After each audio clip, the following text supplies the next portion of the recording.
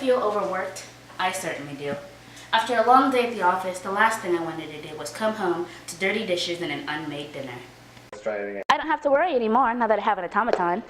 Life's easier with the East American human synthetic around the house. Self-maintained and easy to program.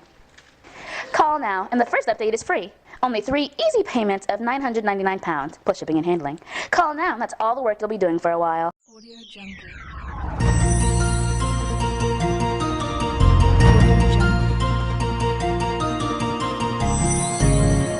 Audio Jungle.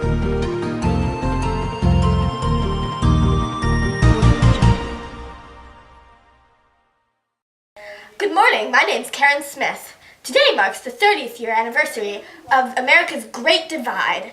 Jordan Harrison has more. 30 years ago, America was divided by an intense argument, what we know today as automatons. The East Americans believed that the synthetic life programs were beneficial for progress and the quality of life. Conflicting these views, the West Americans believed that the technology had finally gone too far, what with the original setbacks of glitchy software and the moral question of human intelligence. Here with me today is the historical expert, Dr. Brown. Dr. Brown? Thanks for having me, Jordan. Let me consult my notes. Well, reaching an agreement, the leaders of the East and the leaders of the West settled on a separation to prevent hostilities from reaching a boiling point. In order to reach this separation, they decided to build a wall. The wall was constructed to allow limited communications between the opposing sides. All right, thank you, Dr. Brown. And now we're going to go to a public conference.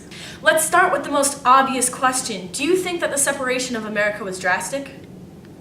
Oh my god! This sounds like an essay question. The only thing that matters about that stupid wall is now I have to read a whole nother chapter in the history book. See? This is what happens when you don't use teacher bots. The riots in 2018 proved that there was no way else to end this, and that was just when the idea of synthetic life was realistically proposed. There was no diplomatic way around that. No way, the Luddies are the ones who started the fights. They were too close-minded to even exist near ideas, let alone talk about them. Luddies? OMG, that's so offensive, you freaking tech head! No, let's try to be civil here. Sorry. Sorry!